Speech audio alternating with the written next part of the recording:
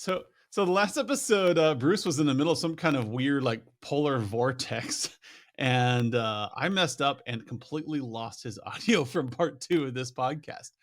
So we are re-recording here, people, and it's all about how we treat people like people. And part of it's my apology that opens up the beginning of this podcast is, you got to be real for one. But this episode's all on those solutions. Like last episode was like what is wrong with the MSP industry? We tend to treat people like processes, we treat them like clients, we treat them like these things that we need to do rather than an actual human being on the other side that has their own unique set of problems. And so Bruce kept trying to solve the problem last episode. So this time we're going to let him go at it. Like, how do we actually treat a customer like a human being, like a person, like somebody that matters? Right. Well, that's the thing, Adam. I'm a problem solver, so I just kind of jump right in to a lot of that. I see a problem, define it, you go after it. So I think that I think we talked. We talked a little bit last time about how I think we as IT people or technology people or problem solvers, we want to solve a problem. We see it, we want to solve it, we want to knock it out, and the person gets lost. So I think that one of the things that is very key to this from a client side is this idea that these folks are people and they have processes of their own and they have goals. We often, as technology support people, we look at it and go, okay, you can't print today. And so we kind of jump in and try to fix that printing problem. And if we can't, we don't have anywhere to go a lot of times. I'm just, well, I don't know. We'll have to see. I'll have to order this part or whatever the actual physical technical response is. When in reality, we need to know what that person's trying to do. What are they trying to do? Are they trying to print 20 double-sided color copies of their slides, or do they just need to produce something to give out at a presentation or a meeting in a way that allows the people there to have what they need? So then the question becomes, how do I solve, not how do I solve your problem, how do I help you achieve your goal as a Yeah. person or as a project manager or a business manager or whatever your role is that's going to help you feel more comfortable, not pull your hair out. And I like to tell people I'm going to make you smile today.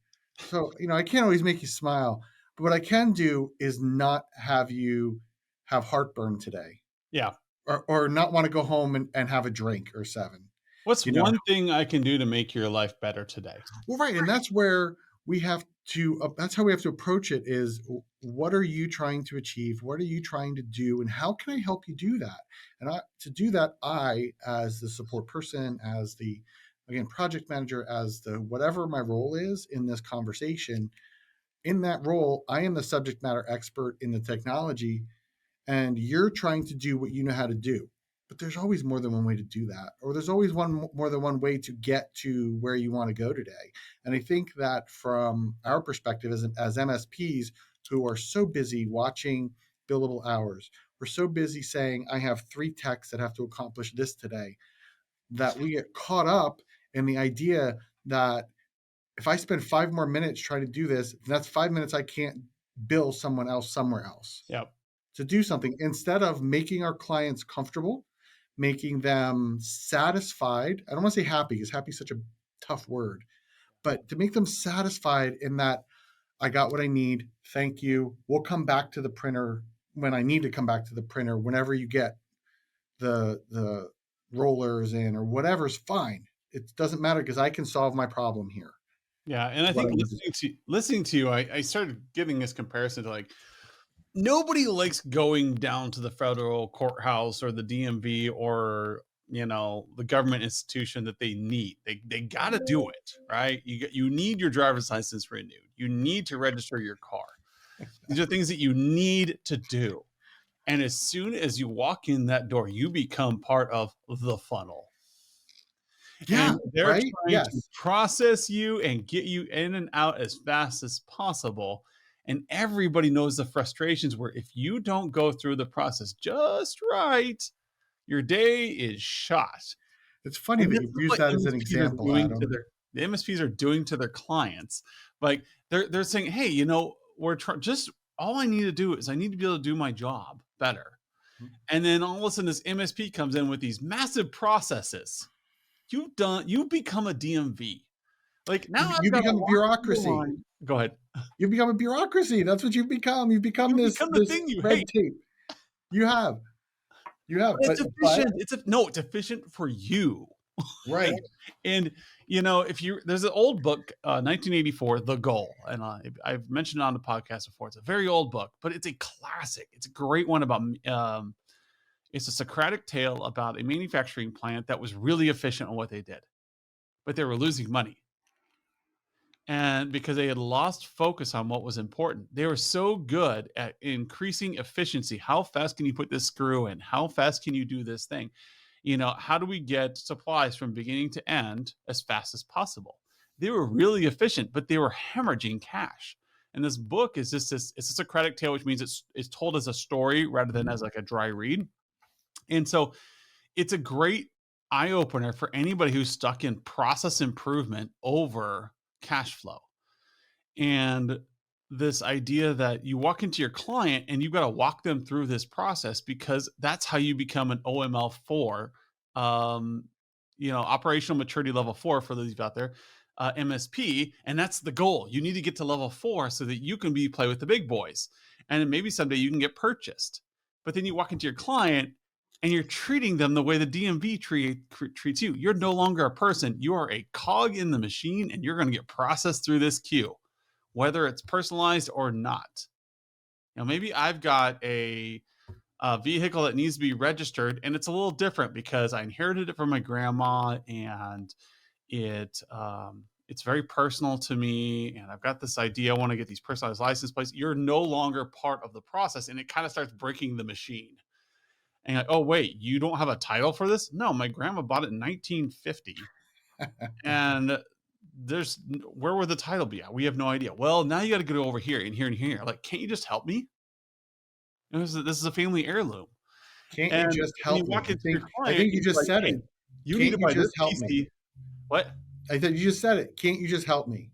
Can't you just help me? That's what a lot of clients or individuals or people, that's what they feel. Can't you just help me? I understand that it's broken. I understand whatever. Or I don't understand. Does it matter if I understand? It doesn't. I'm not getting what I need. Can't you just help me? Yeah, and I just saw in one of the forums today, like people are like, "Oh, Windows 8.1's end of life next year." Yeah. And I wrote a funny response if anybody's out there of like, you know, after Windows ME and Vista, you know, I developed trust issues. And I haven't relied on Windows support since then.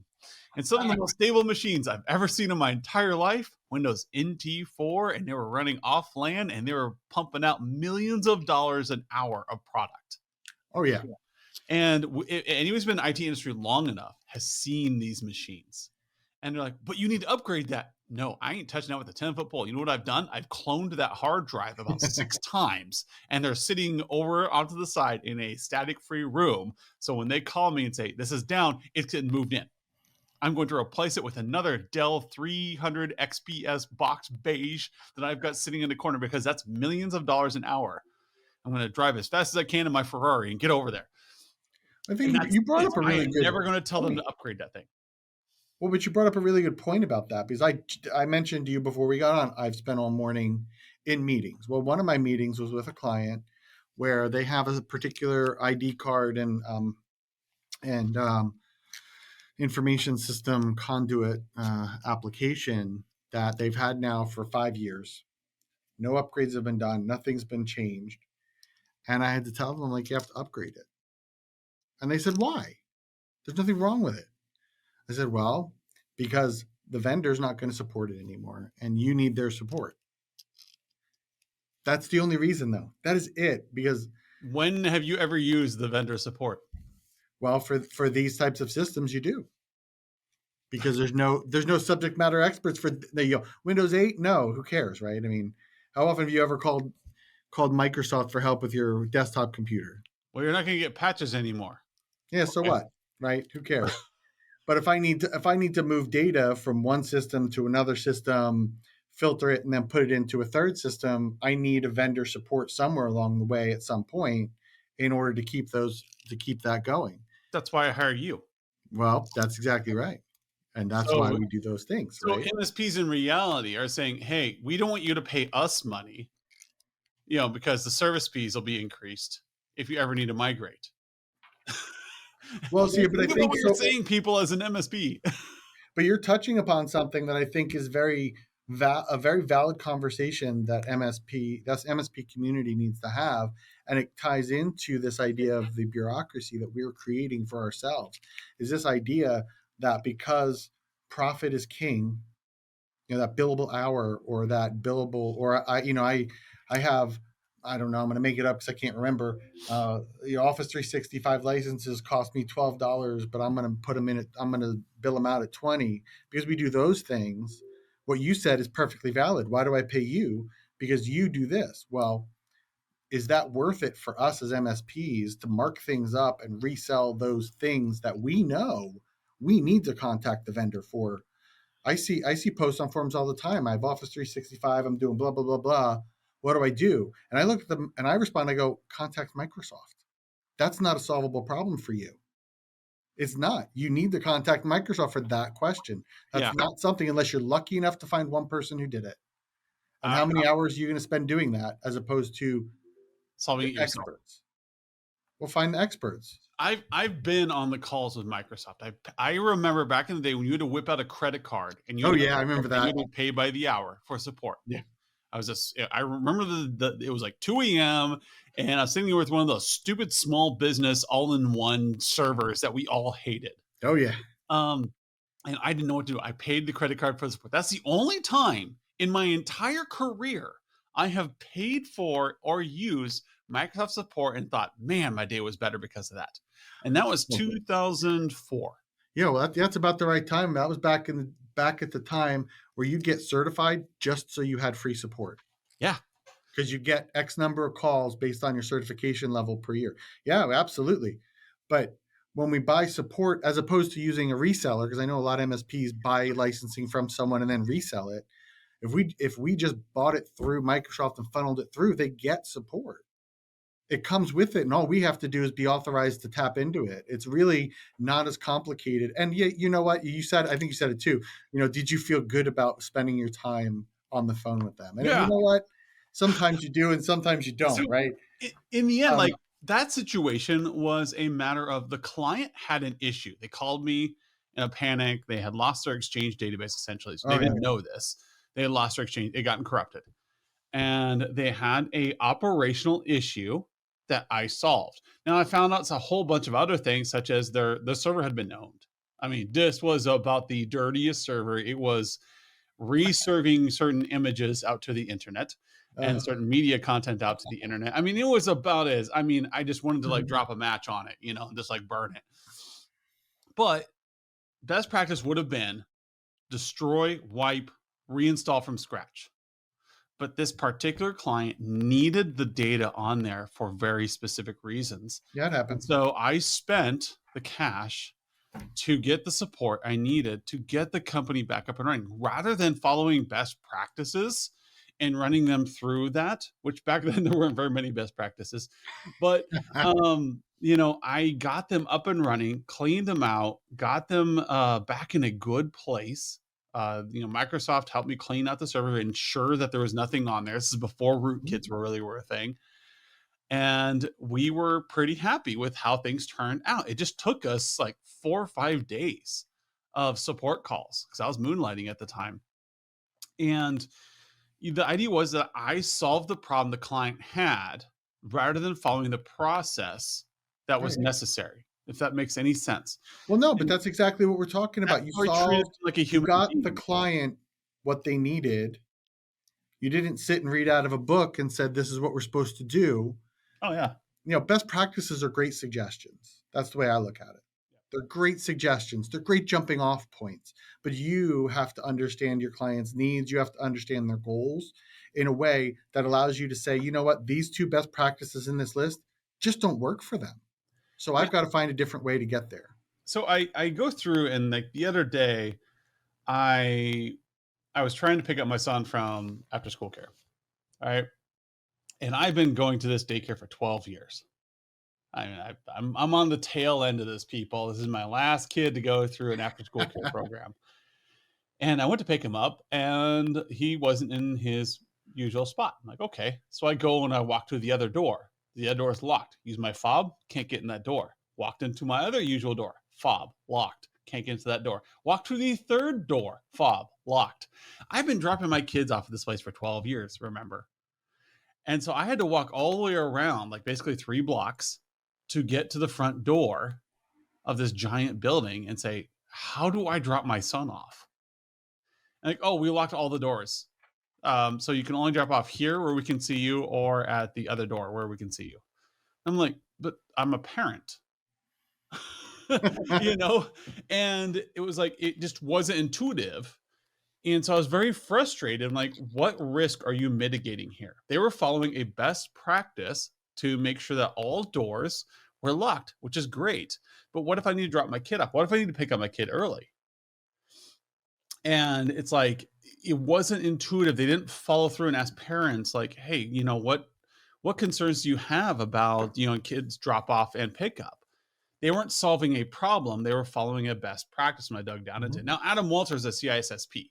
I know physical security. I get what they're trying to do. And I True. know for a fact that a bunch of people sat in a room and thought, hey, let's do it this way because that way we can guarantee no one's going to pick up their kid without us knowing. Well, it could be more, more cynical. Take a more cynical approach than that and say it wasn't even them.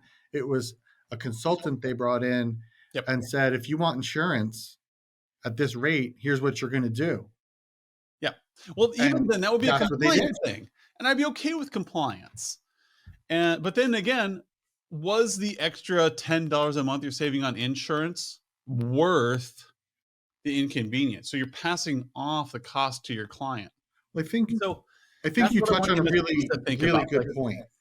The is point, so your process benefiting your client?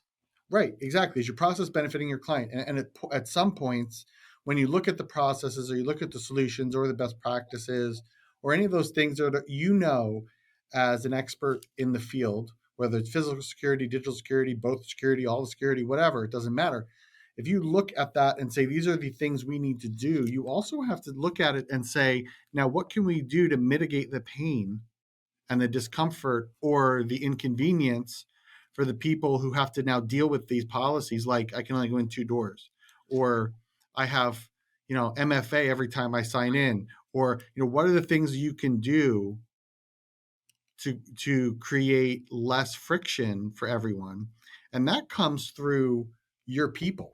In a lot of times that comes through your people, not just knowing the nuts and bolts, but knowing how to talk to people, knowing how to interact with people, knowing how to communicate with people. What was the communication method for what you experienced in your example? Clearly it wasn't something that resonated with you, or they didn't do anything. I don't know, hard to say, but whatever it was, it didn't allow you to say, okay, I know starting Monday, I have to go here. That's going to take me 5 more minutes in my day to do. So, what can I do to make sure I have that 5 minutes instead of you walking into a wall and finding your way around it, which is essentially what you had to do, I and think creating bad feelings in you towards the process, towards the organization, maybe. You know what I'm saying? That I think you hit it up on earlier there when you said, "What pain point are you resolving for your client?" yeah. Is it a pain point for you, the MSP, or is it a pain point for your client? So when you say, "Hey, Windows 8.1 is going to be support's going to be depreciated for them next year," cool. What pain point are you solving for your client by moving them to Windows 10 or 11 or whatever your current best Mhm. practice is? Uh, you know, what pain point, how is their life going to be improved by making this change? So I have a great example I do with cybersecurity. How it is so hard to get people to just use decent passwords. So hard. People want lazy, easy passwords. They reuse their passwords. They do whatever. Getting to use a password vault was a godsend. But back in the day, we didn't really have great password vaults. So um, I was trying to get people to use longer passwords because we had some security requirements and we had had a breach earlier that year. And so like I can tell them to use 10 character passwords, or I can incentivize them, because then Microsoft Active Directory had for the first time come out with granular password policies. I think I even wrote an article on it out there somewhere. And the idea was in Active Directory, you could set password policies for certain groups. And so I said, if you join this group, if you make your password 15 characters or more, I'll put you in this group and you only have to change your password every 120 days. Mhm. Because right then the policy was every 60. And so I said, but you have to have a 15 character password. And oh man, that's too much to remember. Like, no, use a passphrase. So I taught them how to use a passphrase. So what I did was I solved a problem for them. They hated changing. No, it was every 30 days they had to change their passwords.